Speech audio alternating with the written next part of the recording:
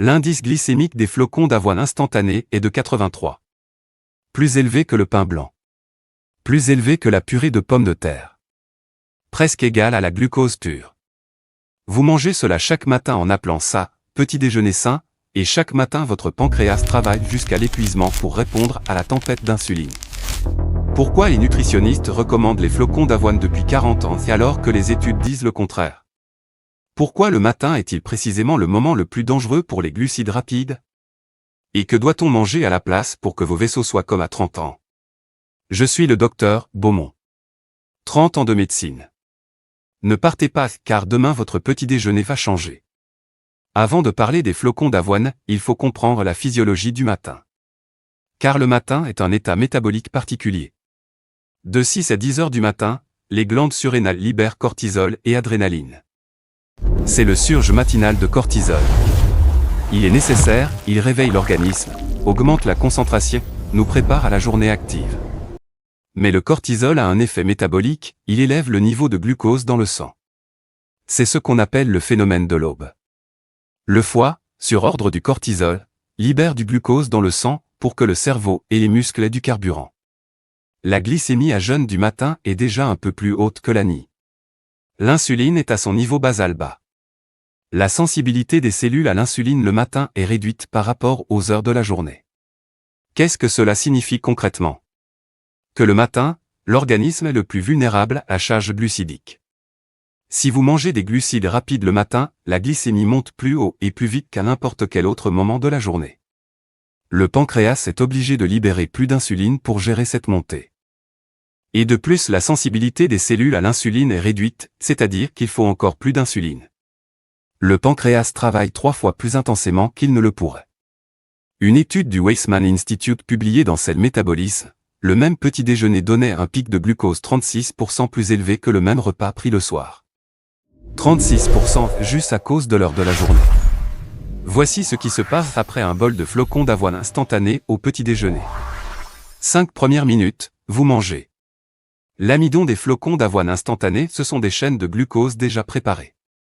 Partiellement décomposées lors du traitement industriel. Votre estomac et intestin travaillent minimalement, le glucose commence à s'absorber presque immédiatement. 15 minutes, la glycémie monte brutalement. Avec un IG de 83, c'est une montée presque verticale sur le graphique. Si vous avez ajouté une banane plus du miel, c'est déjà un triple coup. 20 à 30 minutes, le pancréas a reçu le signal et a libéré une grande dose d'insuline. Bien plus grande que si vous aviez mangé des protéines avec des graisses. 45 à 60 minutes, l'excès d'insuline fait trop baisser la glycémie. Hypoglycémie réactionnelle. Le sucre chute en dessous de la normale. Le cerveau reçoit le signal, peu d'énergie, besoin de sucre. Vous voulez manger à nouveau. Vous avez envie de dormir. La concentration chute. 90 minutes, vous avez à nouveau faim. Envie de quelque chose de sucré. Le cercle vicieux est bouclé. Cela se produit chaque matin. Chaque jour. Pendant des années. Et le pancréas libère d'énormes doses d'insuline, encore et encore. Il s'use. Conséquence à long terme d'un petit déjeuner à insuline élevée.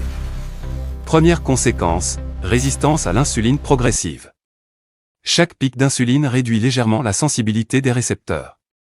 Si cela se produit 2 fois par an, pas grave. Si chaque matin pendant 10 ans, les récepteurs S assourdissent, progressivement. C'est des petits déjeuners habituellement hyperinsuliniques que naît la résistance à l'insuline chez la plupart de mes patients après 60 ans. Deuxième conséquence, accumulation de graisse viscérale. L'insuline élevée du matin active les adipocytes pour accumuler activement de la graisse dans la cavité abdominale. C'est pourquoi beaucoup de personnes de poids normal ont un ventre avec des bras et jambes relativement fins. Troisième conséquence, perturbation du rythme circadien du cortisol. Quand au pic matinal de cortisol s'ajoute le petit déjeuner à insuline élevée, cela crée un stress chronique pour les surrénales. Le rythme du cortisol se dérègle. Cela conduit à la fatigue chronique, aux troubles du sommeil et, attention, à une résistance à l'insuline accrue. Quatrième conséquence, vieillissement cérébral accéléré. L'étude ARIC publiée dans le NEM, chez les personnes avec les plus grandes fluctuations quotidiennes de glycémie, le risque de démence était 74% plus élevé. C'est la conséquence d'années de petit déjeuner sain, de flocons d'avoine et jus de fruits. Pourquoi précisément après 50 ans? Changement 1, perte de masse musculaire, la sarcopénie. Après 50 ans, la masse musculaire baisse de 1 à 2% par an. Les muscles sont le principal consommateur de glucose. Moins de muscles, moins de réservoirs pour utiliser le pic d'insuline. Changement 2, réduction de la fonction pancréatique. Après 50 ans, la quantité et la réserve fonctionnelle des cellules bêta diminuent progressivement. Changement 3, modification hormonale. Chez les femmes, réduction des estrogènes après la ménopause. Les estrogènes protégeaient les récepteurs à l'insuline.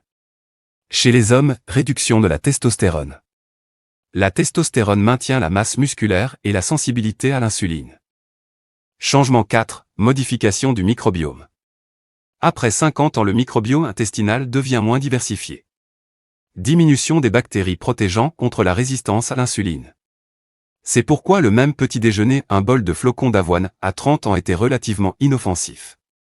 À 60 ans, il détruit littéralement le métabolisme. Les flocons d'avoine ne sont pas seuls.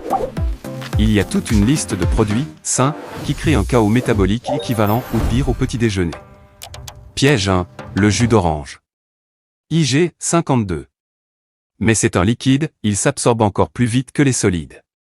Un verre de jus, c'est le sucre de 4 oranges sans la fibre. La fibre de l'orange ralentit l'absorption, dans le jus il n'y en a pas. Piège 2, muesli et granola industriel. IG 65 à 80. Plus sucre ajouté, miel, pépites de chocolat. Se présente comme petit déjeuner sain, métaboliquement c'est un dessert. Piège 3, toast de pain complet. IG 65 à 70. À peine plus bas que le pain blanc. Complet, sur l'étiquette, ne signifie pas faible indice glycémique. La plupart du pain, complet, industriel a du grain finement moulu. Piège 4, yaourt allégé aux fruits. Les fabricants enlèvent la graisse et ajoutent du sucre pour conserver le goût. Combiné avec des céréales ou du pain, double coup. Piège 5, banane. IG de la banane mûre, 51 à 62. Contient beaucoup de fructose. La fructose se métabolise dans le foie, voie directe vers la stéatose hépatique avec consommation régulière. Piège 6, céréales, saines, en sachet. Tout ce qui est instantané a un IG élevé par définition. La vitesse de préparation est inversement proportionnelle aux bénéfices. 3 principes du bon petit déjeuner après 50 ans. Principe 1, les protéines sont le composant principal. Les protéines ne font pas monter l'insuline comme les glucides. Elles créent une satiété durable. Elles stimulent la libération de glucagon, l'hormone opposée à l'insuline. Elles maintiennent la masse musculaire. Minimum 25 à 30 grammes de protéines au petit déjeuner. C'est environ 3 œufs ou 150 grammes de fromage blanc. Étude de l'Université du Missouri, le petit déjeuner avec 35 grammes de protéines réduisait le grignotage dans la seconde moitié de la journée de 56% et réduisait la consommation calorique totale de 12%. Sans aucune restriction consciente. Principe 2, les bonnes graisses sont la clé de la stabilité glycémique. Les graisses ralentissent l'absorption de tout, y compris tout glucide présent dans le repas. Elles stimulent la libération de CCK, l'hormone de satiété. Elles n'élèvent pas l'insuline. Quelle graisse? Avocat, huile d'olive, jaune d'œuf, saumon, noix, graines. Principe 3, les fibres, mais pas des céréales. Les fibres des légumes et légumes à feuilles fonctionnent différemment de celles des céréales. Légumes à feuilles, concombres, tomates, épinards avec les œufs. Petit déjeuner 1, le classique aux œufs. 3 œufs sous n'importe quelle forme, omelette, au plat, à la coque. Demi-avocat. Poignée d'épinards ou roquette. En option aux morceaux de saumon ou quelques tranches de fromage. IG, pratiquement 0. Protéines, 25 à 30 grammes. Satiété, 4 à 5 heures.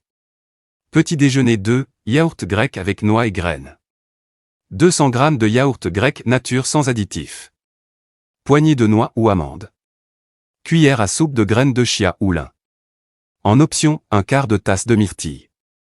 IG, 20 à 30. Protéines, 20 à 25 grammes. Important, yaourt grec contient 2 fois plus de protéines que le yaourt ordinaire. Petit déjeuner 3, œufs aux légumes à feuilles et huile d'olive. Omelette à l'huile d'olive avec fromage râpé, épinards et tomates cerises. Pincée de curcuma avec du poivre. La curcumine active NRF2, protection anti-inflammatoire dès le matin. Petit déjeuner 4, œufs et poissons à la japonaise. Œufs à la coque plus 80 à 100 g de saumon ou maquereau fumé. Tranches de concombre et tomates. Tasse de thé vert sans sucre. Oméga 3 dès le matin. Insuline minimale. Clarté cognitive maximale. Petit déjeuner 5, option noix pour ceux qui ne veulent pas cuisiner. Poignée d'amandes, noix ou noisettes. 2 œufs à la coque préparés à l'avance. Morceaux de fromage. Concombre. Thé vert. Préparation en 2 minutes. En France, ces ingrédients sont facilement disponibles et abordables. Étape 1. Éliminer du petit déjeuner tout ce qui fait monter la glycémie vite. Flocons d'avoine instantanés, pain blanc, toast, jus de fruits, granola, muesli, yaourt sucré, banane, miel le matin. Étape 2. Acheter cette semaine. Œufs, avocats, yaourt grec nature, mélange de noix, poissons, épinards ou roquettes, concombre, tomates, thé vert en vrac. Étape 3. Essayez l'un des 5 petits déjeuners décrits. Commencez par le plus simple, œufs avec avocat et légumes. Étape 4. Mesurez votre glycémie 1 heure après le nouveau petit déjeuner. Comparez à ce que donnaient les flocons d'avoine. La différence vous surprendra. Étape 5. Ajoutez du vinaigre de cidre dans de l'eau 15 minutes avant le repas. Cela crée une barrière supplémentaire contre le pic glycémique. Ce que vous remarquerez dès la première semaine, absence de somnolence 1 heure après le petit déjeuner. Réduction de l'envie de sucrer dans la première moitié de la journée. Énergie stable jusqu'au déjeuner sans chute brutale. Meilleure concentration le matin. En 1 mois, l'insuline à jeûne commencera à baisser. La tension se stabilisera. Si vous avez du surpoids, il commencera à partir. Sans régime. Sans compter les calories. Écrivez dans les commentaires « Je change mon petit déjeuner » et revenez dans 2 semaines avec les résultats.